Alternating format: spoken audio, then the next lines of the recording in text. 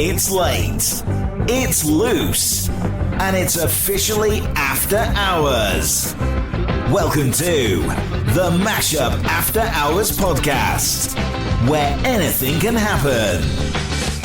Welcome along to the Mashup After Hours podcast, season 2, episode 3. And don't worry, we'll be Elon Musk free. We promise we won't talk about him being a trillionaire. Anyway, we're here, the three of us, the three amigos. I'm John, they're the two Clares. Hello, Clares. Hello, Clares. Hello. We've got a bit of a system in place to start today's episode. Hopefully, we'll see if it works. We'll find out in a minute. But how are we? How we been? I am good. I have been told under no other thing that I have to go first. No, I'm good. I've actually got some exciting plans coming up this week. Oh. I know. So tomorrow I'm gonna have my first dress fitting for my wedding dress because it is 2 months today that I am going to be getting married. Are you excited? Blimey. Nervous? I know. I'm excited. I'm really, really excited. It's every now and again I get like a little bit overwhelmed with the thought of just all the like bit of extra planning, but in terms is there of still the a lot to plan and sort for it? Or no, not like I hope not. I don't think so. I think we're at the point now where it's like all the tiny little like micro decisions of the logistics of how are we going to get that and what do we want that to look exactly like. So in terms of like the amount of time it'll take to actually do it, it's going to be really low, but it's just the little niggly bits now. But yeah, no, if it was up to me, it would be like next weekend, and I'd love it. I can't wait. I cannot wait. Exciting. Claire, pal, what have you been up to this week? Have you got anything exciting on the horizon? No, not on the horizon, but this weekend we went to a barbecue on Saturday, which was lovely. Very nice. And then on Sunday, we looked after next door's dog. So she came round for the day. She was good as gold. Has it made you broody to have your own dog? No.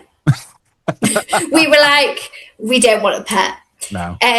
But actually, it's quite a big step for me because I've always been a cat person. I've never really liked dogs. Always been scared of dogs, but there's something about next door's dog. Honestly, like we like this. We have a bond. But yeah, she was good as gold. She was great. Fantastic, exciting. So, yeah. Well, I've just got back from my jollies in Turkey. Was a bit of a shock when you get off of that plane when you're used to a week of 35 degrees and you come back and it's not so quiet 35 degrees back home, is it? Quite. No, I know it's different, isn't it, when you step off the plane in that country? So you've flown from here and you've gone there, and it's like it must be like being in an oven or getting put in an oven, like a turkey at Christmas. Yeah. But when it's the other way around, and then you've travelled in your shorts and t-shirt, and then you arrive and you're like, oh no, I haven't got my joggers or a jacket or anything. You like. Yeah. I mean, luckily I didn't pack any jeans or jackets because I wouldn't have worn them if I had. But yeah, it is a bit of a shock when you get off of the plane at either side. You go from the cold to the heat and you come back from the heat to the cold. And I'm still like climatizing back to the UK weather. What's all that about?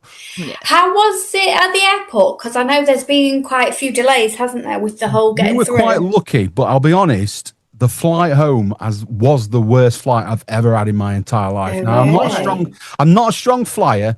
I never take the seatbelt off. I'm not a confident flyer. I'm not one of these that has ever seen a toilet on a plane, and I'm never interested. I've never bothered about seeing one. It doesn't interest me. But this particular flight, I felt a little bit more at ease, and I've flown enough times now to actually think, well, we got up, the seatbelt sign's gone off. I'm going to take it off. I'm going to go and get in the overhead locker and get my iPad and my headphones because that's, I want something to watch.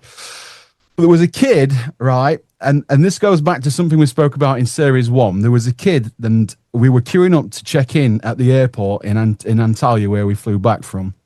And he was screaming and crying. And I said to my mum jokingly, because there was 9 of us all together, said to my mum, I bet he's on our flight. Yeah, he were. 2 rows behind us, and that screaming didn't stop until we got to Birmingham and we got the luggage off the conveyor. 4 hours and 50 minutes on the plane of screaming. Now, obviously, that's not very nice. The parents were traumatized. Mum was very upset. It's a traumatic experience. But us poor buggers on the plane, you had to endure that for 4 hours and 50 minutes. It's a lot, innit? And then we hit a lot of turbulence. We did that thing where the plane just drops like that and your stomach stays up there and you're down there. So seatbelt was on at that point. It didn't come back off for the extra 2.5 hour flight. So yeah, but the crazy thing were, right, it only took 4 hours and 20 minutes to get there, but it took 4 hours and 50 minutes to get back. How does that work? Sometimes it's the wind, isn't it? If you've got the wind, sometimes it just like blows you straight there, and it can be. Yeah. And sometimes it's you have to be in a certain place in a queue. So like you do some laps, you do some spins around the airport before you actually go down and land. And because if you're late, taking off, that can then affect that, because you get like a certain slot to land and stuff, so that can affect that. When I was, so it must have been when I was a teenager, because I was gone on holiday with my mum and dad and sister, and we were on the plane, and there was an announcement in the middle of the flight, like halfway through when we were up in the air, and it said, if you go to the toilet and the door handle falls off in your hand, just knock very loudly, because that's where the cabin crew sit. And I was like, I'm crossing my legs. I was like, I'm not going in there.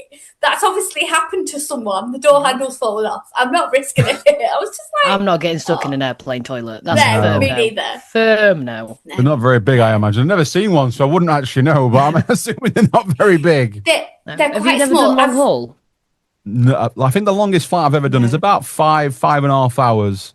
I can hold it. Yeah. I'll hold it. You'll hold it, I've never done long haul. But I went on holiday with a friend, and it was Gran Canaria, so I think it was about 4.5 hours, and I needed a wee. And I just said to her, I said, will you come and just stand outside and form a queue, because I'm not going to lock the door. But I don't want someone walking in. So I was like, will you just stand outside for me? And she did. It was fine. She was great. But I was just like, I am not locking this door. Because... See, what they sometimes do now, so you'd be scuppered now, Claire, because sometimes they do it where the light will only work when the door is shut and locked. And it's like an energy saving thing. So if the door isn't locked, the assumption is no one's in there, so the light goes off. So the only way you'd be able to turn the light on is by locking that door. Otherwise, you'd be sat in darkness in a teeny tiny airplane toilet. Oh, the actual lights in the toilet? I thought you meant the light that says... No, the light in the actual toilet. So, like, the light in the extractor fan will only turn on when the door is shut and locked. Otherwise, it won't turn on at all. So you'd be scuppered. I would. And I've been to some before. When we were at the barbecue on Saturday, they were like, if you use the toilet downstairs, it hasn't got a lock. So if the door's shut, someone's in there, and you've got to sing very loudly so that people know. Yes. You're like, that's fine. I can do that. It could have been worse. You could have gone to the toilet on the plane and not shut the door properly, and all the power on the plane just gets shut off until you do shut it. Like just pure blackness, darkness. Yeah. Maybe that was the turbulence. Shut the door, Claire! Right, so episode 3. What's coming up, might you be asking? Well, I think we've got a fabulous guest. She'll be joining us very soon. The question of the week this week: what's the most ridiculous lie you believed as a child? That'll be interesting. We'll see what replies we've got to that. And we beat the record. 728 comments on the post this week. We've got our head-to-head this week. Us versus the guests. It's me this week taking on the guests for the head-to-head. I have pre-warned the guest, and the guest has gone, is it general knowledge? Because if it is, I'm going to be rubbish. I mean, don't worry, you're against me. You've got every chance under the sun. We've got a very juicy confession for you. We've got our news stories and, all the usual bits and bobs you'd expect. So sit comfortably, relax, and, enjoy the next hour of the show with us. Yay! We did it all right as well, by the way, at the beginning. It worked well, the system that we had in place. Right, let's introduce this week's guest then on the podcast. This week, we're joined by Tamsin Eames, a producer, director, entertainment presenter, and qualified journalist with more than 15 years of experience in television and broadcasting. Tamsin has covered some of the biggest events in the entertainment world, including the Oscars, BAFTAs, and the Cannes Film Festival, and has worked behind the scenes on shows such as This Morning, I'm a Celebrity, and on Saturday Night Takeaway, just to name a few. From interviewing Hollywood stars on the red carpet to producing major TV content, she's built an incredible career in the industry. And today, we're chatting about her journey, life behind the camera, and some of the amazing experiences she's had along the way. Tamsin, welcome along to the Mashup After Hours podcast. Hello! We are mega excited to have you as a guest because I think you're kind of living the dream in we would love to live. You know, you're living the lifestyle we would love to live, meeting all these amazing celebrities and things. But first of all, thank you for coming. How are you? I'm a little embarrassed from that intro. Is that really like British of me? Thank you. That was very, very lovely. But I'm very well, thank you. How are the three of you? We are very good. Like I said, I think we're all very excited. We've got a million questions we want to ask you and find out about some of the things. We'll probably be here 3 hours. Yeah, it might be a long. It might have to be split into two, like episode 3.1 and 3.2. But no, it's fabulous to have you with us. Like we said there, you've done quite a lot, but I think we need to get right to the very beginning and what sort of got you into the industry and what encouraged you and what was the dream when you were younger? Gosh, right, throwing it right back to baby Tamsin. Okay, I remember really vividly. I'm quite lucky because I've always known exactly what I've wanted to do, and I have Ant and Dec to thank. And I think a lot of people in the entertainment industry are exactly the same. I used to spend my Saturdays watching SMTV Live.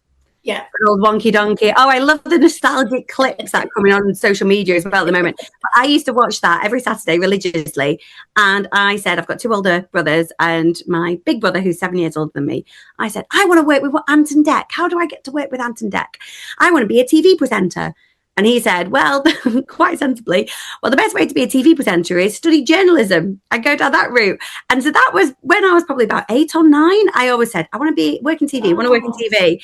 And so then I remember when it came to like my GCSEs and everything, it was always, I want to be a journalist because I knew I wanted to go down into the broadcast route.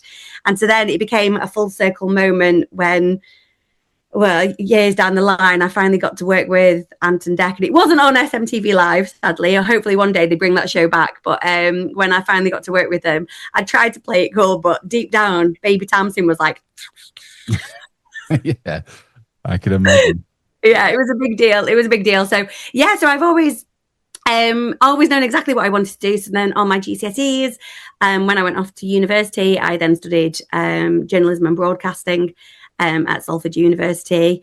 Big up, I went to Salford Uni because it had links with Media City. And then when I joined, they were like, Media City hasn't opened yet.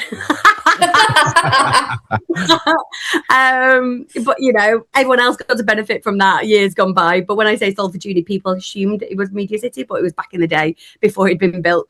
And then after my degree, I then did what's called an NCTJ accredited NCTJ qualification, and I specialised in print journalism. So I was trying to cover all bases in case I wanted to be a feature writer, if I wanted to go into newspapers, but I always knew I wanted to work in telly.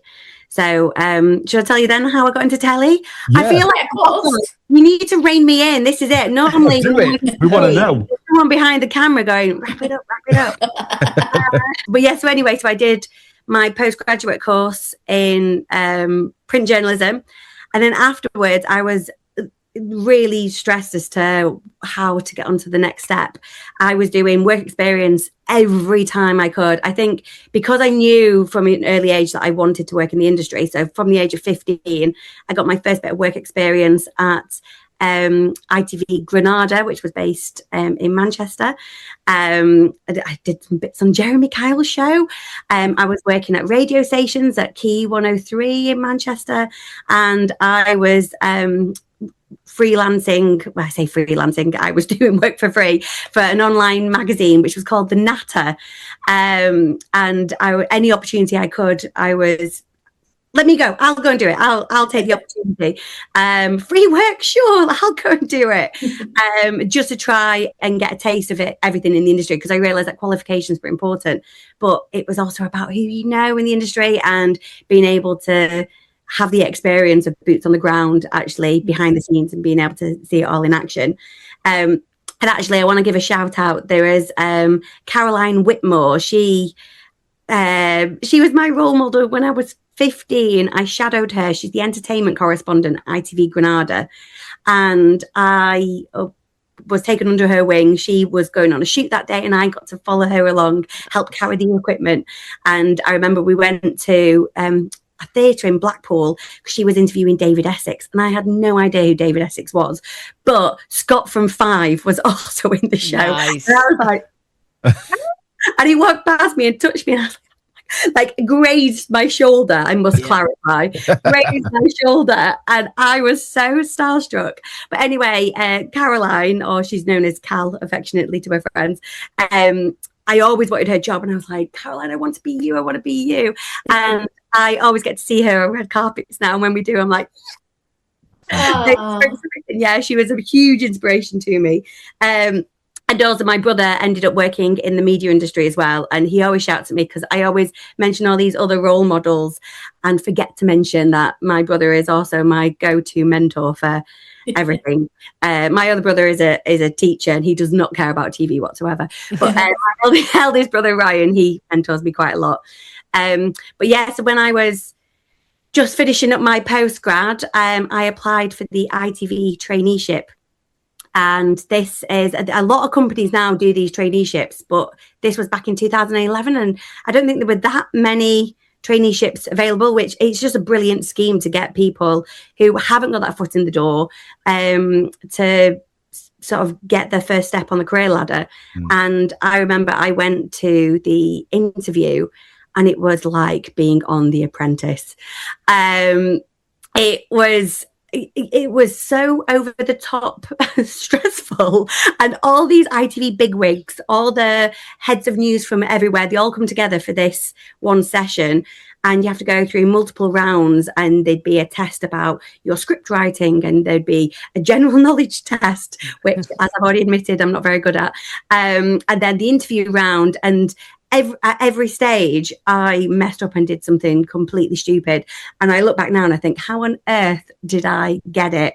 But yeah, they described me as a rough diamond. Still don't know if I'm polished up yet. I don't know if I'm shining, but yeah. And I managed to get it. So I was one of 8 selected out of, I think, about 3,000 people who applied. Oh, wow. Yeah. That's amazing. Very well, actually. As part of the interview process, as I said, there were so many different stages. And one of the rounds was they put you in this big boardroom table, and there were lots of people who, to me, appeared like grown-ups. They were all in these suits, and I was working at Topshop at the time. So I rocked up like Legally Blonde. I had this pink blazer on. I had this cream scarf. I was like, stood out like a sore thumb. And we all had to go around and decide what was going to be on the news agenda for the day. Based on the news stories that they'd given us. And one of the stories was that Norman Wisdom, I should check that, Norman Wisdom had died. And they were like, where would you put that in the run order? And everyone was going around saying, oh, I think it's top of the story. Oh, I think we'd lead the programme. Tamsin, what do you think? And I went, I don't know who Norman Wisdom is. And everyone just laughed and ridiculed me and then moved on. And I was so embarrassed. And I thought, there's no way I'm getting it. There's absolutely no way. And then when I was in the interview, they asked me, and they kind of laughed and said, you didn't know who Norman Wisdom was? And I said, well, no, but in the real world, you'd have Google. You didn't want to, I didn't want to say, lead the news program with it, because he might not have been anyone interesting. I didn't know if he was a serial killer. He wasn't. I didn't know if it was an Anne Finley story. And so I think they appreciated that I was completely honest rather than a lot of people who were trying to blag it. But yeah, I got offered the traineeship. They rang me up and said, congratulations. Actually, the person who runs the traineeship quoted me years later and said, apparently she rang me up and said, we want to offer you the traineeship. Would you like to know how much you get paid? And apparently I said, I don't care. I'll do it for free. Oh, I know. And I said to Elaine, I was like, try saying that to me now. But I was so excited. And they said, we have placed you in an ITV region, because I was working on regional news. Can you move to Cardiff in 3 weeks? And oh, wow. my response as how old was I? 21-year-old from Stockport, never really left the Northwest. I said, where's that? Nice. Yeah. Nice. Yeah. Mm-hmm. But then I moved to Cardiff. In those circumstances, are you just expected to just go and find your own place, or do they help support and do that with you? Then no, they would recommend areas and things, but yeah, I suppose I was a grown adult at 21. I'd never done my own washing. When I was at uni, I used to go home at the weekends to get my mum to do the washing. So I was really going to be thrown into it. And I managed, I landed on my feet and I got this really amazing like shared flat. And I was staying with a girl and a guy, and they became really good friends. And the guy that I moved in with, on the first weekend that I was there, he introduced me to all of his uni mates, and I'm now married to one of them. So, so Cardiff, it worked out well. Oh, it's beautiful, beautiful story. So everything happened for a reason then. Yeah, I don't know. Could have got the job in Birmingham, probably found someone there. I don't know. I looked out. And I was there for a year, and even though I was only there for a year, it felt like such a long time. And actually, my husband's Welsh, and now we've got a little boy, and we've got a baby girl on the way as well. And so congratulations. So I've got Welsh children as well now. So one decision of them giving me that job at ITV Wales has made such a huge impact on my whole life. Yeah, so I'm so grateful that they described me as a rough diamond and gave me a bit of a chance. I do have one actually, and this is a confession. I've never admitted this, but during that ITV interview, as I said, there was a general knowledge test, and I was surrounded by all these very, very clever people. And I specialise in entertainment, and there was a politics round, and I was like, and there was somebody next to me, and there was a picture round, and they'd written Sarah Palm, and I was doing my best to like sneakily copy the answer. And I was like, who's Sarah Palm? And I wrote Sarah Palm. And anyway, submitted it off. Found out afterwards it was Sarah Palin, and I had no idea. Oh, no. Close. I know. I got the job, though, so it was fine. But Sarah Palm shows cheating doesn't always work out. But anyway. You've now spent more than 15 years working in broadcasting. Looking back, what's been the biggest lesson that you've learned? God, there are so many. There are like the small ones of just triple checking, backing up and things. But I think it's always being nice. I think is so important. I know that's probably a bit of a cliche, but I've had it so many times in the industry where you've worked with someone who hasn't been particularly great or hasn't been nice to you, and you will always remember that. And the points where then in my career I've surpassed them, I've become a more senior member, and I've always remembered how they were to me when I was first starting out. And I'm very, very conscious of that. Even when we get work experiences in, you see people speaking down to them or not being very respectful, and you think, I don't know, this person could be a CEO one day. But regardless of whether they're going to be a boss, just be a nice person. And I think a lot of presenters, I suppose, and a lot of people in TV are being exposed for actually pretending to be nice on screen, but not being nice behind the scenes. And I think you will always eventually get found out. And I think the people who have the longevity in TV are the ones who are just as nice on camera as they are behind the camera. So I think treat everyone equally. There's nothing more frustrating than when you go into a room and someone looks through you because they just want to speak to the talent. They want to speak to the presenter, and you think, well, I'm the person writing their script, or you just don't know who's in the room, basically. So I think that is the biggest lesson for anyone to learn working in TV or just any industry. Just be a nice person. Stay tuned. More from the Mashup After Hours podcast coming up. Are you still good friends with Ryan Reynolds?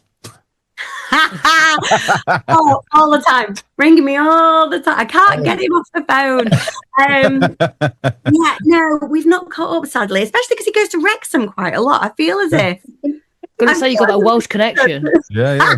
No. Oh, my favourite thing about that clip though was someone put, I'm guessing you all know what the clip was, where Ryan Reynolds accidentally joined a Zoom call earlier than planned and caught me completely by surprise, and had a lovely chat, and again was one of the nicest people ever. Had that been another A-lister who was not a very nice person, they could have said, no, you've got to do the interview now, this is the only time I've got. But he was like, okay, I'll come back later, sure, absolutely. And someone posted it on TikTok, and loads of people were commenting about how polite and cordial we both were, and him being Canadian and me being British, and how we say he's Canadian is yeah.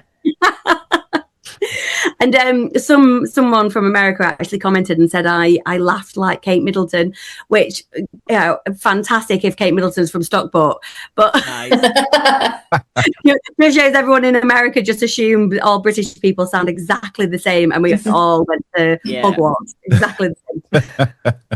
What's the most stressful part then? Is it being on camera or being behind the camera? Which is the hardest job? Behind the camera, there are two different types of pressures. So behind the camera, you're thinking of 1,000,001 things, and you're juggling so many different things. And especially with how the world's going now, with budgets, with lack of budget, should we say, you're taking on more and more responsibility. And so you've got an earpiece in, you're juggling stuff. You might be on another camera, and so it's always live television. I think that's when the adrenaline starts going, and that's when the pressure takes over. But that's what I also love. I love the adrenaline. And so when presenting on camera, you're then having an earpiece in, trying to talk whilst listening to somebody else. And saying this, you guys are used to all this stuff anyway. But then that gets, it's over time you get used to that. But I also know that when I'm on camera, even if I don't feel that nervous, I don't know what it's like, and I don't know if you guys are the same, my right knee will always start to shake. And I think it's just the excitement of maybe going on TV or the adrenaline. And even though I don't feel nervous, it comes across as nerve. Well, not nerve. It doesn't come across as nerves, but you know, it's almost like it's escaping my body, and it's always through my right knee, just shaking. So two different types of stresses. If you had to choose either only doing work behind the camera and only doing work in front of the camera, what would you choose? Different stages of life. I would say different things. I was on screen mainly when I was reporting. So when I was a news reporter, I was on screen every day. I was doing lives and in the studio. Then I opted for more behind the scenes role. And so whilst I've been at This Morning, you wouldn't necessarily see me on camera. I'd still report and I still get to do interviews, but I'm not necessarily always on camera. And I've really enjoyed that. So I've liked doing both. I would say now I'm wanting to try and do a bit more. I miss the presenting and on-screen bit, so I want to do a bit more of that now. But if I had to choose one forever, it'd probably be behind the camera. I think in front of the camera, sometimes a career can be a bit short-lived if you're feeling tired or exhausted for the day. Whereas if you're behind the camera, you can get away with it a little bit more. Better. I've dedicated 10 years of my life to community radio, Tamsin. I'm 36 now. Am I too old to get into the industry? Am I too late to get there? Or is it something that at a certain point you should just say, look, my time has passed. I should move on and maybe do something else with my life? Or is it one of those things that if you want to do it at any point in your life? I think do it at any point in your life. I always get these, you've probably seen them on social media, and it's like Morgan Freeman didn't get his first gig until blah, blah, blah. Samuel L. Jackson didn't get cast in Die Hard until he was whatever age. And it's like, oh, actually, you can do stuff a little bit older. 36 is young. I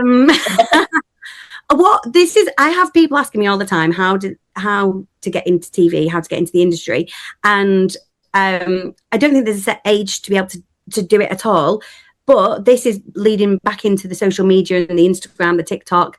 It's having a specialism. It's finding what your niche is and carving it out yourself. And so you can get picked up at any age if you've created your own brand.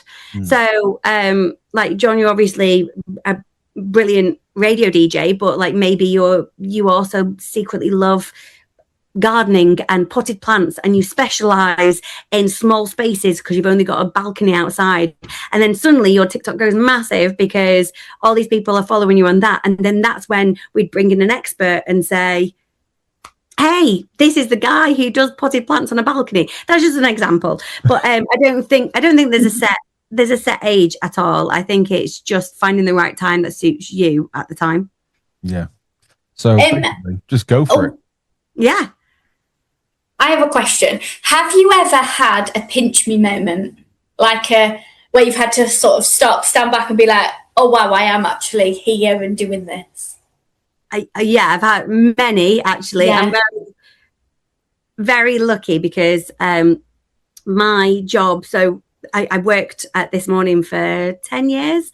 Mm-hmm. And every day, when they say every day is different, it really was. And so everything, it didn't feel like a job sometimes. Some days it did, but some days it just felt like I was living out my bucket list experiences and just ticking it off and being like, oh, I can't believe I'm getting paid to do this as well.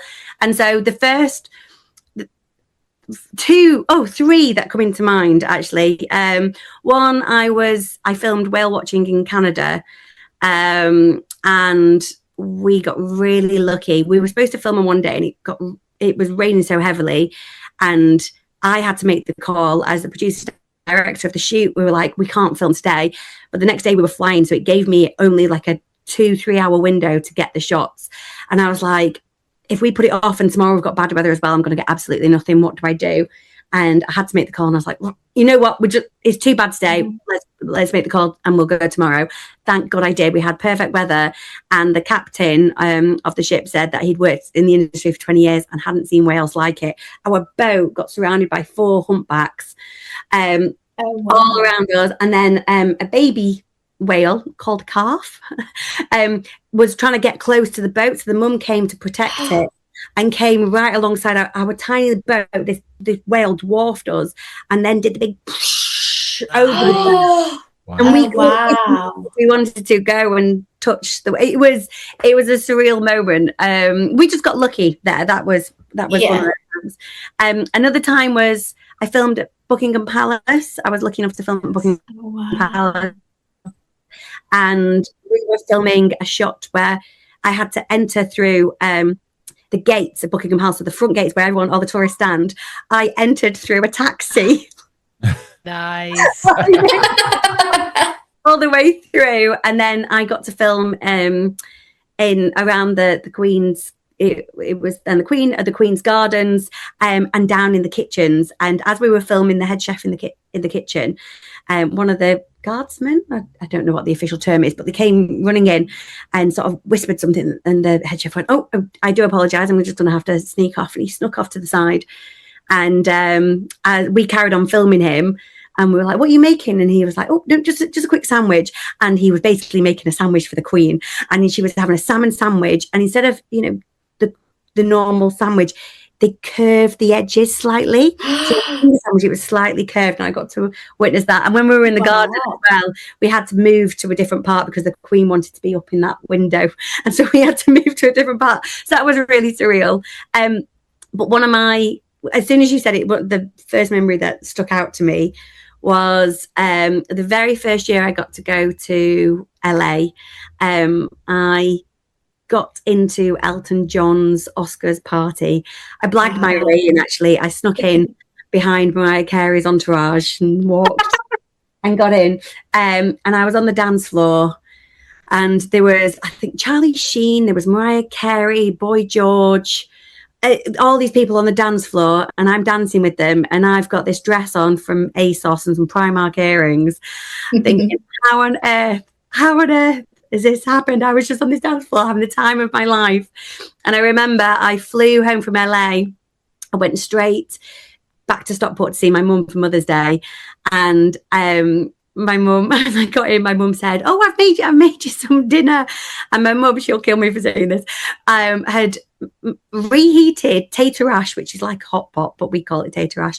Reheated tater ash, but still kept it in the Tupperware, and put it on this tray and put it on the floor in front of the telly in my living room. And I sat cross-legged on the floor with my Tupperware of tater ash. And I thought, thanks for keeping me grounded, Mum. Like 2 days ago. Straight back down. I was on the dance floor with Mariah Carey. Amazing. But that was the most surreal moment. Yeah. Where are you now in your career? What are we working on now? Is there any particular projects in the pipeline? Have you got anything planned for the rest of the year, apart from having baby number 2, of course? Yeah, I know. That's scuppered plans, isn't it? No, we're very, very excited. So, so I'm, after 15 years, I've just left ITV, which, which was a really big decision and terrifying because it was the best job in the world. I can't complain. I absolutely loved it. But after being a reporter, producer, director, on the features team at This Morning, so we were doing all the on-location filming. I did that for 10 years, and I kept thinking, I could keep doing this for the rest of my life, but actually I want to try new ventures and diversify as well and do more in the digital space and try and keep upskilling. I never want to rest on my laurels and not keep pushing myself. And so I made the tough decision of taking an early maternity leave and then freelancing elsewhere. So I love my film and television, and that's something that This Morning helped me realize I loved, because I was doing all the red carpets and the film junkets, and I want to specialize more in that space. So I've been quite lucky. So since leaving, I've been freelancing, doing a little bit at Disney. I got to present for Disney UK YouTube channel, which I got to say I'm a Disney presenter. It might have only been one time. They might never ask me back again, but I got to do it. I got to do it, which was, again, baby Tamsin will be super chuffed with that. And I've been doing some stuff for Global Radio, getting to do some red carpets for them. Then I've been trying my hand at some branded content. I'm trying to work on building clients. I basically just want to keep growing as a producer, but also lean more into my presenting, my hosting, doing film screenings. And I also, I've got this bit, but actually I should say, because I've not officially launched it, but I really, really want to, I'm about to launch something called Movie Mum Club, which I want to create a space and a community for parents to be able to exchange film and TV recommendations, kind of like a book club, but for exhausted parents who've just got to bed and haven't got the energy to go through and scroll through Netflix. Because I don't know if any of you got children? I have a stepson. Well, yeah, if I'm sure you'll probably hear from friends, but you probably feel it as well after a long day of work. There's nothing more frustrating than you've finally got that precious window to yourself where you can enjoy a bit of peace and quiet, and you sit down and you go, oh, what should we watch? And you look at I don't know. And then you spend an hour scrolling, then you put on an old episode of Friends, rewatch it, and then you end up going to bed or falling asleep. That's so frustrating. So I want to create a hub where I give recommendations, reviews, but specifically aimed at parents, because I think I follow a lot of film and TV accounts, and they're all amazing, but a lot of the time it's quite heavy on the cinematography or the latest Scorsese film. I've not got 3.5 hours to sit and watch a film. I need to know the runtime is 90 minutes. I want to know what the top 5 films are that I should watch at 2 a.m. when I'm breastfeeding my child. I've not got the attention span to watch something that requires much energy. They're the types of topics that I'm going to be covering. So I've been working on that for a while. I'm going to be doing them from my lovely pink striped chair. Nice. So I'm wanting to launch that soon. I'm not sure when this podcast actually goes out, but hopefully I'll have it up and running. That's amazing. Nice, isn't it? It sounds amazing. I actually want to ask you a question about sort of taking maternity leave whilst you're in sort of the entertainment sector, because don't get me wrong, I could be completely wrong with this, but it's a industry that moves pretty quickly. And when they get like a new presenter, and if people like that presenter, it's like, cool, we'll just keep that one, and sort of things like that. So was that something that you had to sort of take into consideration when you were thinking about, well, when am I going to do this maternity? Did you have to look at different events and things like that? Or were you in a position, because you did work both on and off the camera, that you felt a little bit more almost safe to be able to take that maternity leave and still have a place to come back to? Well, yeah, it's a tough question. And I think it's, especially the freelance world, because now I'm in the freelance world, it's quite a daunting thought to be taken out of the workspace and worrying about getting into it. Thankfully, we're in a world where there's a lot more female leaders who understand the process, and also a lot of companies now that are offering men longer paternity leave and things. So it's not just women who are taken out of the industry for a long time, it's men as well. My first maternity leave, I was quite lucky because I was staff with ITV, and so I was very well looked after. It was a great maternity package, and I was able to have a year off. What was bad timing though was I gave birth in the middle of award season, which as a showbiz journalist, first time ever. I was in the hospital watching the BAFTAs on my phone, and then 2 weeks, 6 days post C-section, I went back into work on the Oscars programme with Jonathan Ross. I was adamant I was doing it. I was so sad that I was going to be on maternity leave. So when they advertised that they were looking for a producer to work on this Oscars show, I applied, and HR must have been like, does she not know that she's having a baby? Is she aware of her due date or? Doing, but because they're not allowed to discriminate, I had to have a conversation with them. And the exec producer, he was really kind and spoke to me, and he said, look, I know you really want to work on this. We would love to have you part of it, but we have to be conscious of health and safety and risk assessments and things like that. So ITV agreed for me to just work, but I had to do shorter hours than everyone else. And so I came in a little bit later and was able to work on it. And everyone else thought I was mad. But for me, that was my respite, because I'm never happier than the Oscars night. That's my baby. And so for me, it was a night off, and I got to go in, and I was very lucky that I had a good recovery. So yeah, but then I managed to have the whole year off. And then when I went back to work following maternity leave, I went back in, and a week being back in on the job, I remember my first day I walked in thinking I was going to have an easy week, or just checking my emails, and I walked in, they were like, hey Tamsin, welcome back, do you know about your shoot tomorrow? And I was like, oh no. And I had to go and film at Bridget Jones's flat. Nice. Old Bridget Jones's flat that's turned into a restaurant, anyway. But so it was a really fun one for me to go back to. And then my second week back in the job, they said, would you be interested in going to LA for the Oscars? Now, you can say no, but as you're the person who normally does it, we thought we'd ask you. And I was so relieved that they didn't assume that I was a no because I just had a baby. They gave me the option and were really brilliant, and making sure that I felt right to go. But I was like, roll up my sleeves, got my suitcase, I'm off. And so 3 weeks after returning back from mat leave, I went out to LA to the Oscars, which they're intense hours. I was working like 20 hours every day, but I love it. And actually it was the best thing I could have done, because it got me back into the swing of things of, I know what I'm doing, rather than when you're on maternity leave, like your confidence drops a little bit, you question yourself, you think, oh, am I any good? What do I do? And it was the best thing I could have done. So this time round, I said, sorry, Claire. No, I was going to say, and I suppose as we said earlier, with like TikTok and everything evolves.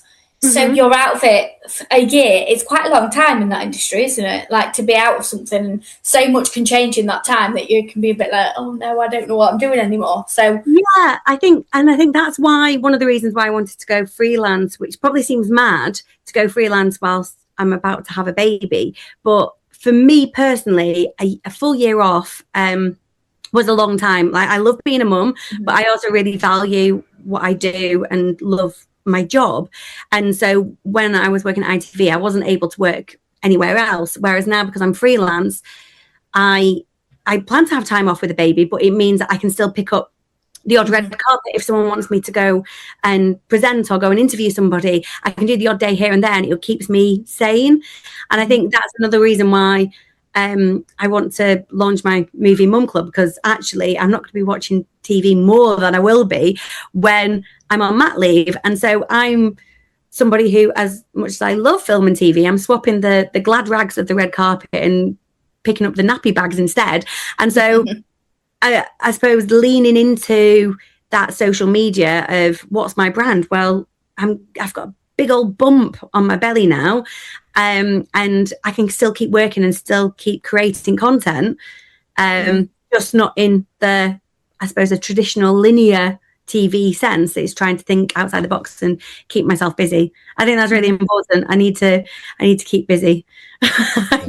I love my children, but there's a reason I don't work in a nursery, you know. We all need a break, don't we? We all need a break. I'm going to throw some quick fire questions at you then, just to wrap up the whole interview. So answer as quick as you can. You might have to think about a few of them though, so we'll see how we get on. So I'll take it nice and easy for the first one. Oscars or BAFTAs?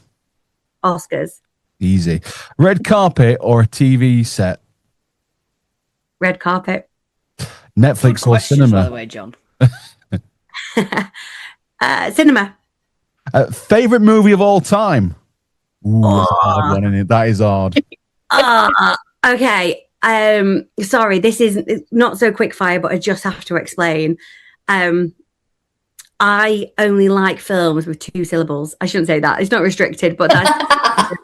So I love action, especially 90s action, and I love anything with Nicolas Cage in. So like the ongoing joke is that 2 syllables is my max. So Connor, Face Off, Taken, Die Hard, all falls into that category. They're my favourite type of films. But if I had to pick one, it would toss up between Face Off and Con Air. Don't judge me for those. They're not guilty pleasures. I'm proud of it. Most starstruck you've ever been? The real answer, or like a cooler answer? The real answer. Go on. The cool answer. No, the real answer. The cool answer is where I could name drop a few people and be like, oh, well, when I met Sydney Jacksonville.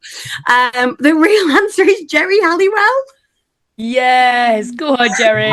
Ginger Spice, love it.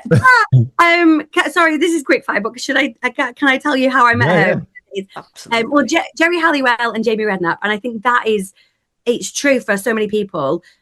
If you like them as a child, that's you regress and you get starstruck by the people who you met or who you had posters of in the room. So I might have met movie stars and A-listers, but I was doing some work at ITV News and I was filming outside 10 Downing Street, right?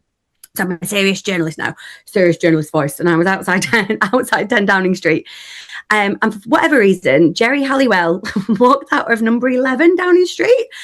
And I was there with my cameraman. And as she walked out, I just completely crumbled and fangirled and went, Jerry!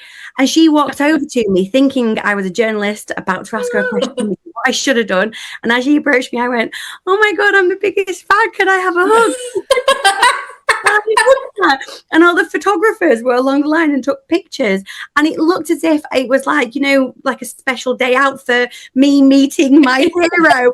And all the photos I've not been able to publish anywhere because my face is so wide from going, Oh, nice. that was because she caught me by surprise, and it was my first Spice Girl. Okay, yeah, I love it. Yeah. I love it. It was a big one. Dream interview. Who would you love to interview? Ooh, Oprah. A royal. I'd love to interview a royal. Actually, who else would I? Prince William would be a good one. I think you could have a laugh with Prince William. My husband looks a little bit like Prince William. It's like an ongoing joke. Yeah, he does. He does. When we first started dating, not so much now, thankfully. My husband has more hair, but when we very first started dating, it was around Will's and Kate's wedding, and the night before the royal wedding, when everyone got that extra bank holiday, we'd gone out to this bar and we were hitting it off, and all these people were going around with Kate and Will's masks. And this drunk man, Daniel and I were sat in a corner talking, and this drunk old man came up to us. Old man, he was probably like 40, but at the time he was old. And he came over to us and went, hey, look, it's Kate and Will's. And I looked and I thought, he does look a little bit like Prince William. How funny would it be if I snuck a Prince William lookalike the night of the royal wedding? And so we did. We had a little cheeky kiss. And and then when we actually got married, just by coincidence, we ended up choosing our wedding venue, and it ended up falling on the day before the royal wedding. So we're like Wills and Kate from Team U. I like to say. There The we go. Sheen version. The Sheen. Yeah, maybe Prince William. I'd like to be Tea or coffee? neither. Really? Yes, thank you. I don't drink either. Yeah, I know. Peter, I'm like terrible journalist and northerner. It's like blasphemy, isn't it? But I love a Diet Coke. I don't really drink hot drinks. I like a hot chocolate every now and again, or a hot rye bean if I'm playing in the snow. But other than that, yeah, just like a Coke Zero Diet Coke. Last one. One TV show you wish you'd worked on? SMTV Live. Yeah. Nice. Good shout. Maybe they'll bring it back now. Belter Box is a thing. Belter Box is great, isn't it? Oh, it's so good. And that's the nostalgia that people are loving now. And I think TV as a whole, everyone's just trying to sort of cash in on old formats, because I think now a lot of the time it's millennials who are the target audience, and we're a sucker for a bit of nostalgia. Yeah, we do. We do. Yeah, it's why all the bands are back. Yeah. Like, who else is going to reunite? Who else is going to put on another show? I'll buy a ticket. Yeah. I'll go. Bring Popper's trousers back. Sorry? Popper's trousers. Do you remember them with the poppers along the sides? Yeah, you could go. Mates used to pull on them, and you used to do like all up the side of the leg. Oh, John, I don't mean to excite you, ones. but they are back. You can get. They them are? right Are they now. back? Yeah, they're back. That's so out They are of touch back. with fashion that I am. Yeah, they've actually been back for a few years here, John, so they might be out again. If you go into Urban Outfitters, you walk in and it is just like my youth. But the prices are extortionate. And I'm like, what? I should have kept all this stuff. You're going to tell me next they brought Nokia 3310s back out, aren't you? With Snake. They were the best. 100 texts a month, and then you ran out and you had to wait for your next pack to start on your next monthly £10 pay. Putting in your ringtone. Yeah. And like now my phone's just constantly on silent. I have no idea what my ringtone is, but there it was. And my ringtone was Push It. Yeah. Nice. Great. Polyphonic ringtones, they were the DVDs. Shall we have our head-to-head? Oh, Yeah. let's. It's time for a battle of brains, pride, and pure chaos. This is the head-to-head. Let's do it. I feel like we've warmed up enough now. Don't worry. It's you against me, Tamsin. You've got absolutely every chance in the world. But Claire Stephen, you are quizmaster. Yeah, we'll put that in the background. Ready. I'm very competitive, by the way. Oh, well, I'll not let you win then. I know. Claire, take over then. You are quizmaster. I have got 5. Excuse me. I have got 5 questions. They are all multiple choice. I have actually got a tiebreaker this week. So if we get to a tiebreaker, I am going to have a quick Google of something. So we'll figure that out. So, do apologise. Right. John, this is very ironic. So, Tamsin, you wasn't in the meeting when we very, very first started, and John's made a comment, and this first question is why my face is what it was earlier, John. So, who recently made history by becoming the world's first trillionaire?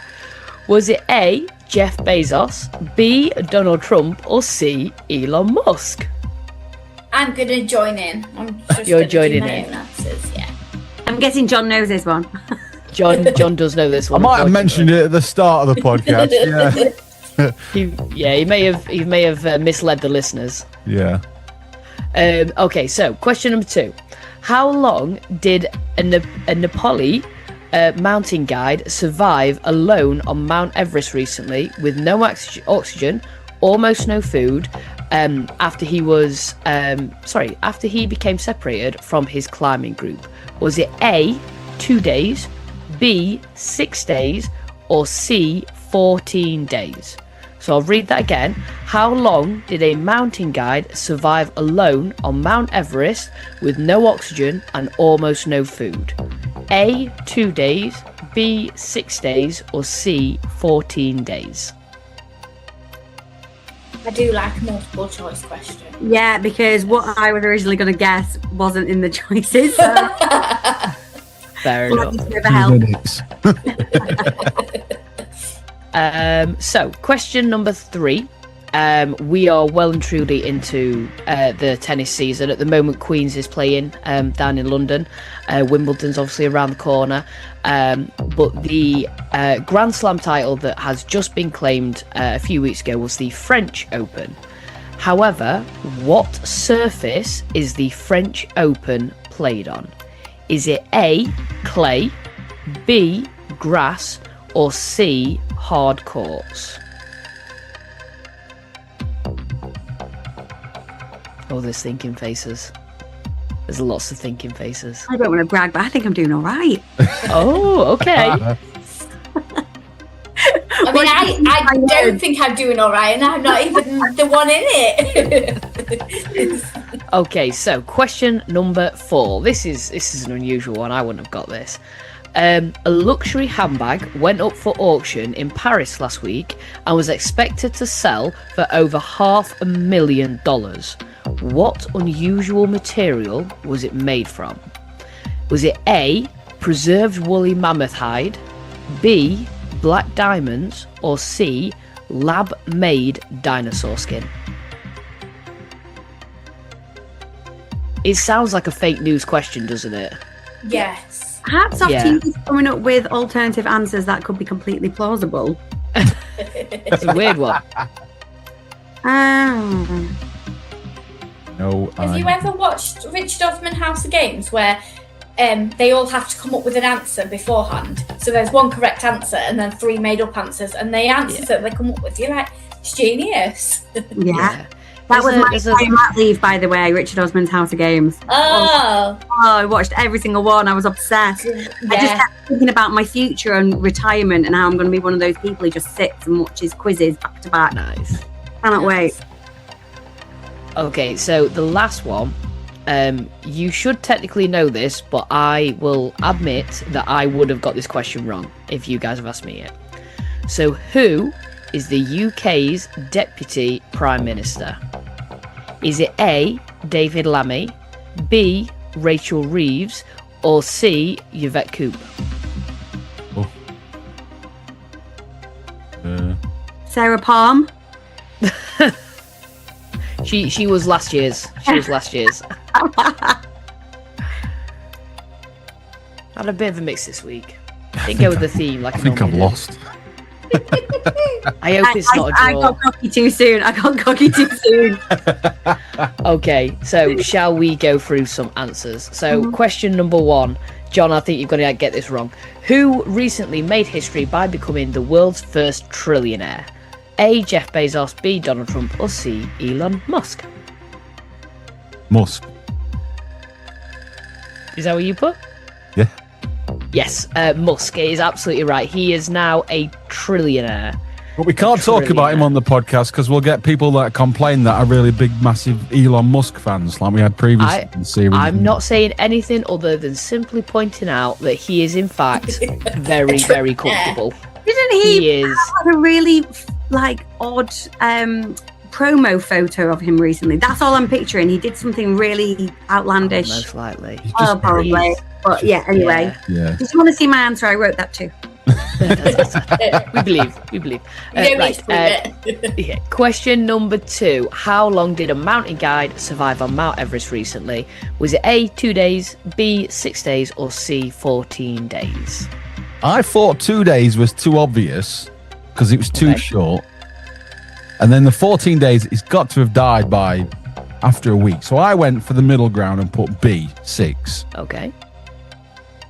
I went big. You would be absolutely right. Would I? Yeah. Yes, you would be absolutely right. So yeah, I mean, Mount Everest is. I don't know whether it's just my algorithm or what. So I actually know someone who attempted to climb Mount Everest, and he managed to get to the top, but then on his way back down, he slipped and fell, and unfortunately passed away on the mountain. But I have seemed to notice that there's been quite a lot more press in terms of how busy it is. Like, have you seen the literal queues to get to the top? They just stood stationary waiting to get to the top. But also, like, how many people sort of get stuck and the absolute horror stories of it. Like, it's bonkers, absolutely bonkers. I mean, a massive feat to be able to do, but still. Right, question number 3. On what surface is the French Open played on? A, clay, B, grass, or C, hard court? Clay. No idea. I put A, whatever that was. So A was clay, so you are now both correct with 100% for both of you. This is getting a little bit dangerous for me. Nadal's best on clay, and that's why he always ends up winning the French Open. Yes, he they did a like he's permanently got a memorial thing in one of the courts now, so it literally is there constantly. It's very cool. Right, question number 4. Luxury handbag went up for auction in Paris last week, but what was it made of? Was it A, preserved woolly mammoth hide, B, black diamonds, or C, lab-made dinosaur skin? I went for the black diamonds. Okay. I feel like black diamonds is right, but I went lab-made dinosaur skin. I said that as well. One of you is correct, as in out of John and Tamsin. Sorry, Claire, didn't count you in this. It's okay. The answer is C, lab-made dinosaur skin. Yeah. I know. Like, how? How? That's weird, isn't it? What, like, it's $500,000 and it's lab-made? Yeah. I was like, if it was real dinosaur skin, I'd pay $500,000, but lab-made. But how do you... Like, normally when you're in a lab and you're doing something, you already know what what outcome you want. You already know, right, if I'm making a lab-made diamond, I know what a lab-made diamond should look like. But how do you know what dinosaur skin is? Good point. Surely you're just looking at, like, an iguana and going, it's something like that. Maybe I should just...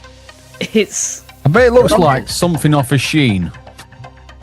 I should Google it. I'll see if I can find a picture. I'll send Whoever it. thought that has been mugged off.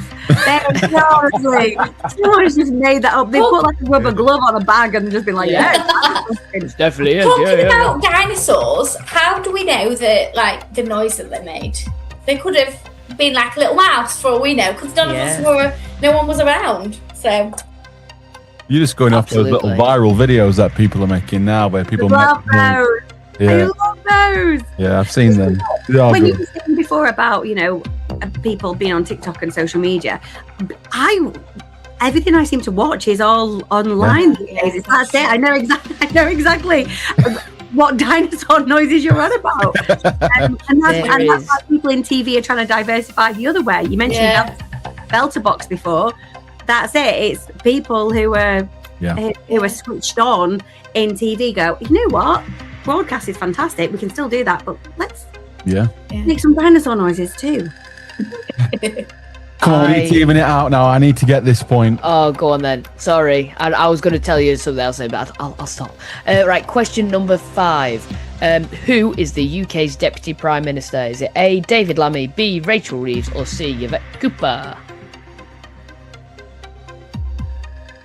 They don't want to say. Anyone? Is it Rachel Reeves? You think Rachel Reeves, Tamsin? I don't, I'm just guessing. I said Rachel Reeves. Ruined my career.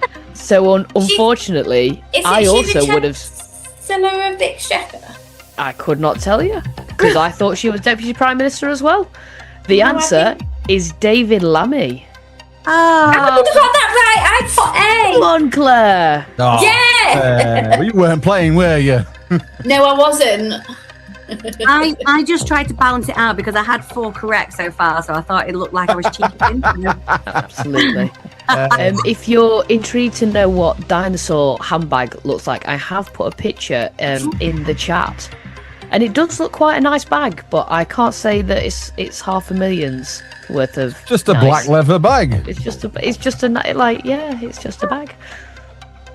So, Rachel Reeves was the first woman who was Chancellor of the Exchequer. There you go. Whatever the Exchequer is. But if my maths and memory serves me well, I believe Tamsin, you are our winner this week. Congratulations! Woo! Woo! I don't feel like a worthy winner getting that last question. I feel really embarrassed by that. As somebody who worked in news for a long time, that's really embarrassing. However, I am on an early mat leave, so leave I was going to say you're on mat leave. I'm I'm on paternity leave. That's my excuse. 12 years later. If they've not discussed it on Bluey, then I just don't know. Oh, I should have done a Bluey quiz. That would have made me so happy. Oh, I only watched Mr. Tumble. Oh, yeah. Hello. This is The Mashup After Hours Podcast. So a man who has spent more than 1,600 hours getting tattooed and he's covered almost every inch of his body in ink, including his eyeballs. Yeah, his eyeballs. Has admitted, get ready for it, he's terrified of medical needles. Yeah, Matthew Whelan, who legally changed his name, and he's changed it legally to this is his actual name. King of Ink, Land King Body Art, the Extreme Inkite, that's his name now, says he can happily sit through hours of tattoo sessions, but the moment a doctor comes near him with a needle for a blood test, he's absolutely petrified. Now, I don't know about you, but that feels completely backwards to me. How can you willingly spend thousands of hours being tattooed but scared of a quick injection? It got me thinking, though, we all have those fears that make absolutely no sense. So, ladies, what's the most irrational or embarrassing fear that you have? Oof. I don't want to say mine because it sounds really silly. You got to now, you've mentioned it. So basically, and my mum blames herself for this, so I'm not putting my mum on the line or anything, but I have always been scared of Santa. Even Why? to this point, I will not, if I see Santa in the street, I will walk past it, because my mum always said, you never, ever, ever meet the real Santa. So if there's a Santa who's in the village hall or whatever, that's not the real Santa, that's just a friend of Santa. And I'm like, yeah, but I don't know who that is. There's valid, actually. If anything, So smart. So I have constantly, even when the Santa used to be in the supermarket, my mum would leave me and my sister in the trolley at one end, and she would go down the aisle and walk past Santa, and I would, It's a real phobia, Santa phobia. Yeah. It's called Santa phobia. That's what it's called. Oh, Yeah. there you go then. Yeah. Isn't it creepy that this bloke just goes down your chimney to all these random kids? Breaking your house every year. When you spend And then when we were kids, we used to leave our stockings downstairs because I didn't want them coming upstairs. And then in the morning, I'd make my sister go downstairs and get the stocking, just in case he'd fallen asleep on the sofa and was still in the living room. Yeah. Because I was just like, oh, yeah. Tamsin, have you got any irrational fears? I don't think any of them are irrational. I think they're all valid. I'm over it now, but I was terrified of clowns. My brothers made me watch it when I was about 6, which I wouldn't recommend. And so I was terrified of clowns. I'm claustrophobic, so I'm scared of small spaces. And when I worked on I'm a Celebrity in South Africa, I got a bit of a reputation for being absolutely terrified of everything, because you were out in the bush, and I was staying in this accommodation by myself, and we had a briefing on the first day about what we should do if we saw scorpions or snakes and people would come to where I was staying, and I had tin foil all over the floor, underneath the radiators, because I heard that if a snake came in, you'd hear it on the tin foil. True. So everyone thought it was a bit weird, but I was petrified. Absolutely. You had to have your shoes upside down so scorpions didn't go in your boots.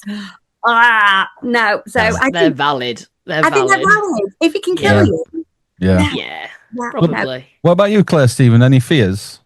Oh, I'm not really sure. I've been massively put off lay down sunbeds from Final Destination. I watched that when I was younger, and everyone sort of makes the joke about the being behind the wood lorries, with all the trunks on it, and be like, oh no, don't like that. But no, the actual lay down sunbeds, no, that makes me jig about. I'm not a fan of that one. That's quite irrational, I think.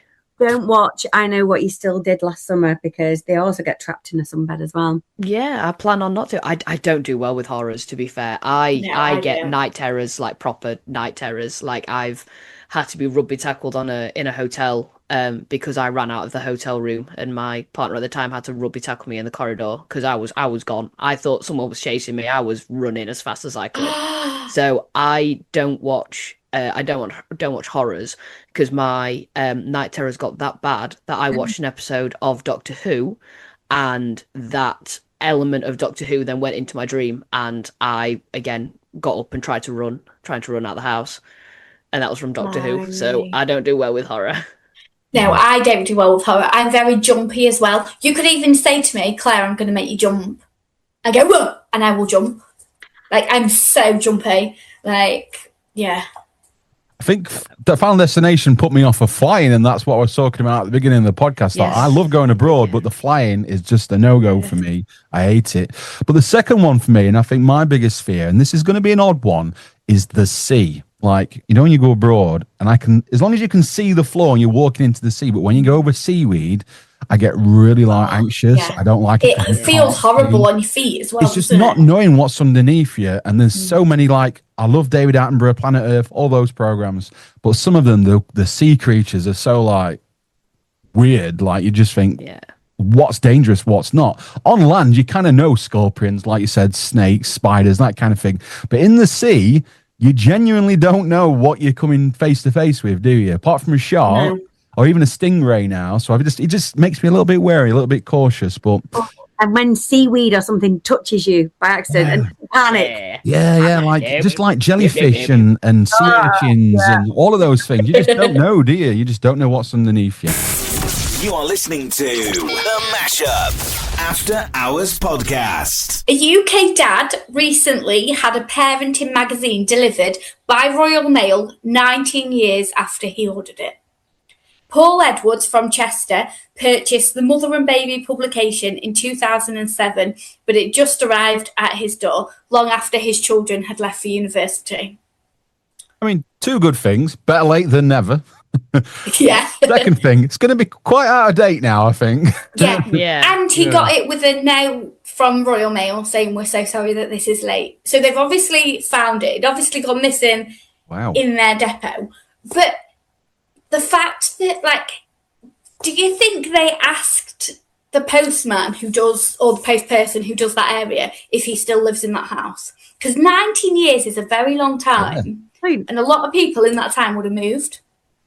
I think in 19 years, if I really work it out, that would be like all my uni houses, all my uni accommodation. Yeah. That would be my first two houses and this house and the house that I grew up in. Like, that is a significant amount of addresses. Yeah, it's a lot of time, isn't it? Yeah. So either they found out that they lived there because they found out who did the area and was like, "Oh, we'll send it for the lols." But I just think, wouldn't you just... Because he's probably had it refunded anyway, because it didn't turn up at the time. But it would be so out of date as well. Did the Royal Mail, like, not think, you know what, should we just bin that? Like, is it not more embarrassing? This is the skeptic in me. Again, this is the journalist. Yeah. Is this a PR stunt? Like, what's going on here? Because surely if someone's in that mailroom and they found that, they'd just be like... But are they behind the radiator? If they've found something, and it's... Because obviously there's a big difference between undeliverable and lost and then found after. So is it a matter of they have to send it? Because it would be different if they sent it and then it got sent back saying this person doesn't live at the address. But do they, when they find it, still have a responsibility, no matter how long's passed, that they have to try and deliver it? Wouldn't it have been like an old stamp on it from years ago? I mean, I'm putting it out there. If I've sent something or had something sent to me and Royal Mail's lost it, and then I got a little slip through the door saying, "You owe us £5 for extra delivery on something that we lost 20 years ago," I would be fuming. Yeah, but he also got an apology letter as well from the Royal Mail saying, "We're so sorry." But I just think when your kids have gone to uni, how, like, the irony as well of it, you know? Yeah. I just think it's so funny. It's very funny. Yeah. Very interesting. And it's not about a different country. No, it's not. Normally, when Clare Powell brings a story to the table, it's somewhere glamorous that's doing something better than what we are in the UK. She's a habit of doing that. But this time, it's about what we're doing wrong in the UK. Step inside. It's safe here. Mostly. Anonymous confessions, cringy moments, and stories you can't unhear. Welcome to the Confession Booth. This is our anonymous confession, Tamsin, where a listener gets to write to us anonymously. We get to read it out on the podcast. They stay anonymous, but we get to talk about it afterwards. So here we go. Dear John and the two Clares, and Tamsin, of course, I've been with my girlfriend for nearly 3 years and honestly thought she was the woman I was going to marry. In fact, I'd already started looking at engagement rings and was planning to propose later this year. Then a few weeks ago, one of the lads at work pulled me to one side and asked if my girlfriend had a twin sister. When I asked why, he showed me an OnlyFans profile that looked exactly like her. At first, I laughed it off, but after doing some digging, I realised it was actually her. The worst part, she's never mentioned it to me, not once. Now, every time I go to work, I know one of my mates has seen more of my girlfriend undressed than I've probably seen her dressed. He's recognised tattoos, jewellery, even things that leave no doubt it's definitely her. I don't care about the money. I don't even know if I care about the account itself. What I can't get past is the fact she's hidden it from me for years while we've been building a future together. I love this woman more than anything and was ready to spend the rest of my life with her, but now I don't know whether to confront her, walk away, or try to pretend I've never found out. Am I overreacting, or would this completely change the way you'd see your relationship too? Kind regards, an anonymous confessor. It's a tricky one, this, because the only thing that baffles me out of all of this is not bothered about the account, is more bothered about not being told that she'd got a secret OnlyFans account. I get that. I get that. Yeah, it's a bit of a red flag for me, that one, to be honest. It's withholding that level of information. Yeah. Because then it's also a thing of, like, don't get me wrong, I don't understand from her perspective of, I can imagine that she perhaps have dated other people, and when they've got to know each other a bit more, her sort of say, look, I need to be honest, I've got this side gig going on, this is how I make a bit of extra money, and people potentially will have walked away from that relationship because it's not something that they would be comfortable sort of being in a relationship with, and you've got to respect that side of it.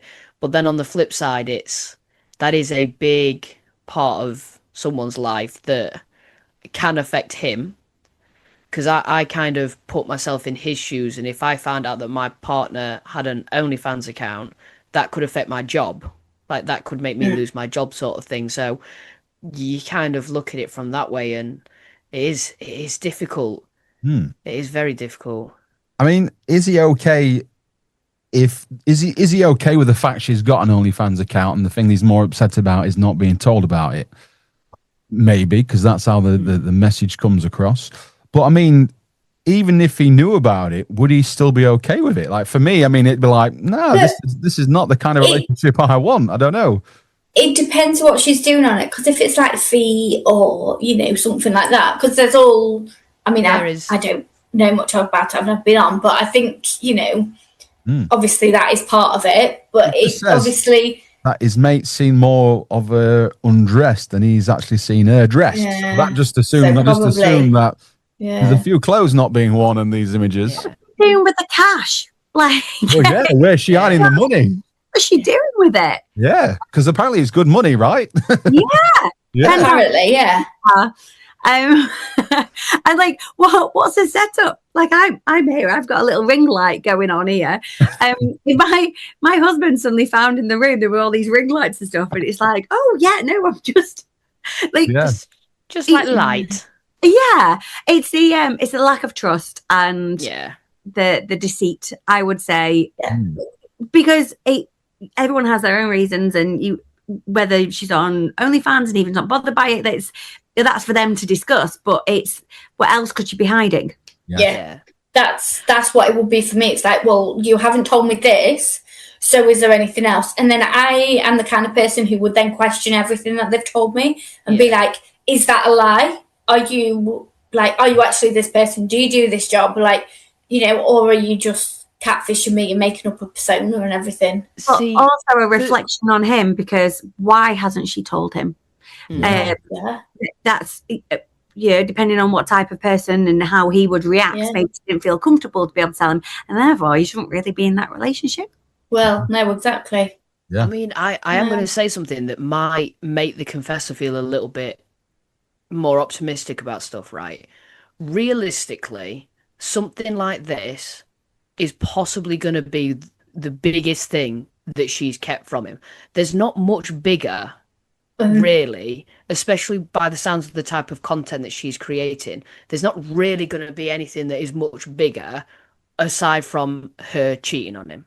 Okay, so if he's not fussed about the account, if the content she creates doesn't bother him, if he confronts her and be like, look, my friends show me this, I'm almost convinced it's you, can we talk about it? And then he have that opportunity to explain and be like, look, the content you make doesn't bother me, it's the fact you didn't tell me that's upset me.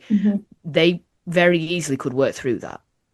Because once that's out in the open, she will probably feel like a weight has been lifted, because I can imagine that it's not been easy for her to keep a secret from him. If she feels the same way about him as what he feels about her, it's not going to have been easy for her. And like I say, realistically, like, as much as I completely understand and to an extent really agree with the, oh, well, if she's hidden this, what else has she hidden? But then it's like, this is massive, and I understand why, especially in the early relationship, why she might have felt the need to hide it, because it would have made a lot of people run off. But now he's there. If he's okay with it, then I see a solution for them to sit down and have what potentially is going to be an awkward conversation, but for him to be able to say, look, I'm genuinely not bothered. Let's start clean and let's go again, because I think you're the one that I want to marry. I genuinely think they've still got a future with this. I don't think it's a dead end. But do you think... How long? Because if I went to the pub and my mate went, oh, I saw your Dan the other day, I saw his feet, you're cashing in some money, I would be straight home and be like, oi, husband, what is this? Like, how long has he sat with that information and bubbling away? That poor guy. Well, he sent the email about 4 weeks ago, so he's waiting for this podcast to come out to decide what to do. Oh, bless him. It's a difficult one, because if you, like Claire said, I think obviously you sit down and have a conversation about it, but obviously he said he's not bothered about it, but do you say, I want you to stop it and, like, you know, we start afresh and keep our relationship how it is, but just get rid of that? Or does he say, yes, it's fine? Because...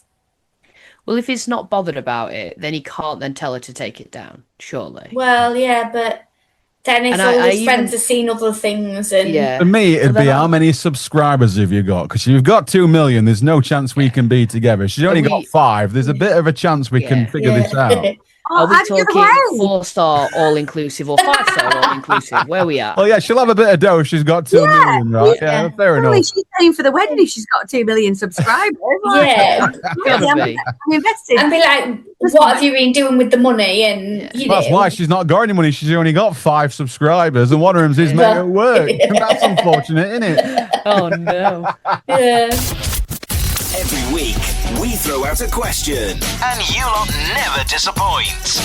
This is the question of the week.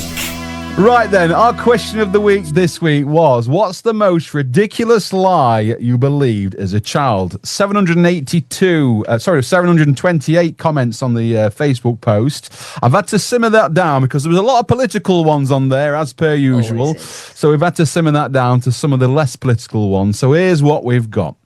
Jason Palmer says, I saw a truck with rolled up turfs on the flatbed when I was about 5 or 6. I asked my dad what they were, and he told me that rich people send their lawns away to be mowed and cared for, and that one, pointing to the turfs, has been cut and is being delivered back to its owner. I'm 58 now, and it still makes me chuckle. Anne Lee Smith says, eating crusts would make my hair curly. I think that was one of yours, wasn't it, Claire Stephen? It was, yeah. Amanda Evans says, don't swallow apple pips. A tree will grow inside you. Yeah, that's a good, yeah. That's a good one, that one. Eddie Clarkson, if the wind changed when you pulled a face, then you would stay that way. Yeah. I put that as well, yeah. I still use this one with the kids. So Dale Wiley says, the ice cream truck only plays music when it's out of stock. It works every time. Shawnee Mars says, I'm going to see a man about a dog. Translated, it really meant I'm going for a pint, wait in the car. Anthony Ashmore says that wrestling was real. It's not real. That's a crime. Only found out at 70 years old. Totally devastated. I mean, that's a long time to believe wrestling's real, right? Eileen Doherty says, if I ate runner beans, I would be able to run faster. Pat McCurran says that mum had eyes in the back of her head. Everyone says that. How did you know that mum got eyes in the back of my head? Jackie Smith says Barbies came out of my mum's belly buttons. Sorry, babies, not Barbies. That'd be weird. Babies. I know where you're going with that. Your babies. I like Barbies. Yeah, I've got you another Barbie. Here you are. No, it was babies came out of mum's belly button. Pat Ferguson says, up until I was 13-year-old, I believed I came out of a cabbage. Hey? Cabbage That. Yeah, maybe. Evidently. Paul Price says, when I was about 5 or 6, I used to go and watch football every week with my dad. After the match, some men used to come out onto the pitch and started doing things to the grass. I asked my dad what they were doing. He said, you see those white lines? I said, yes. He said, when everyone has gone home, they roll up the white lines so they can cut the grass. And final one then, Andrew Metcalf says, girls lose their teeth for kissing boys. I used to get told that as well. Don't be kissing, you lose your teeth. I used to get told that one as well. Don't pick your nose, your finger will fall off up your nose. I never heard that. Yeah, never heard that one. Just me. Anybody else remember any fibs when they were younger and what they believed until they got later on in life? I mean, mine was about the crust, but I've got a bit of a corker that I always say to kids if we were on the Channel ferry coming back over to Dover. Because normally by that point, it's normally at the end of a school trip. So we've been in Paris, we've been in Barcelona for a few days. Everyone's absolutely done in. And I turned around to some kids and I said, oh, did you know that the Cliffs of Dover are actually sponsored by Dulux, the paint company? And they were like, what do you mean? I was like, well, you know how they're called the White Cliffs of Dover? It's like, they're not actually white anymore. So Dulux sponsor them, and there's a bloke, and his full-time job is to paint the cliffs. And by the time he's got to the end, he needs to go back to the start, and he needs to restart painting the cliffs. It's his full-time job. He does it all year. And the first time I did it, there was a few kids that clocked on, and everyone else was going, yeah, that sounds right. So they've gone home, and they've said it. And in like a parents' evening a few months later, they were like, were you the teacher that said that the Cliffs of Dover were painted? And I was like, yes, that was me. And the dad was so proud of me. He was like, that's the best one I've had. So that's a fib that I've told rather than heard. But yeah, I've got a lot of students with that one. Cliffs of Dover get painted every year. I know people who've said, you know, if you have like a burglar alarm and there's that thing in the corner that flashes in the corner of the room, I know people who've said that that's a camera where Santa looks every year to see if you're being naughty or nice. Santa's always watching. Flashing. Santa's watching. Yeah, He's watching. Santa's watching. Yeah. What about you, Tamsin? Any fibs when you were younger? So many. All these ones are all really tame. I had two older brothers, so the lies. I can't wait for my boy to grow up and I can tell him some of these lies. But I really idolize my brothers. So Ryan's 7 years older and Hayden's 5 years older, and I would completely idolize them, and everything they told me, I never questioned. And I remember saying, sorry, this one's slightly crude, but I remember asking them and said, you couldn't imagine the Queen having a poo, could you? I was really young here. I must have been, I don't know, maybe about 7. And my big brother said, she doesn't. She has a bag on a bum. And every time she goes to the toilet, they just change the bag over. And it probably wasn't until about 5 years later that my brother overheard me telling my friend Becky and was killing himself laughing. And I had fully believed that. It's been an absolute pleasure having you on this evening. I think we could talk to you all week. You might as well just be on every week now. Oh, it's been lovely. Honestly, I've had so much fun. Thank you so much for inviting me on. It's been anyone who's listening. Anyone who's listening and want to follow you on social media. Where can they follow you first? So on Instagram and TikTok, I'm just at Tamsin Eames. Which is very hard to spell. But yeah, I'm sure it'll be somewhere on the podcast. And if my Movie Mum Club is up and running as well, that'll be at Movie Mum Club. That was the second thing I was going to ask you. Where do people follow the Movie Mum Club? I like the thinking. You're good at it. You've got some practice. I've got my plug in there. Thank you so much. Tamsin, it's been a pleasure. Thank you so much for joining us on the podcast. Best of luck with the future. Best of luck with the freelancing. Best of luck with baby number 2 as well. Hopefully you managed to pack all those unboxes that you're hiding on the other side of that camera. No one's seen anything, John. You can't see anything. And next time I'll wear non-stripes to not clash with mine. No, I like it. You like camouflage. I like it.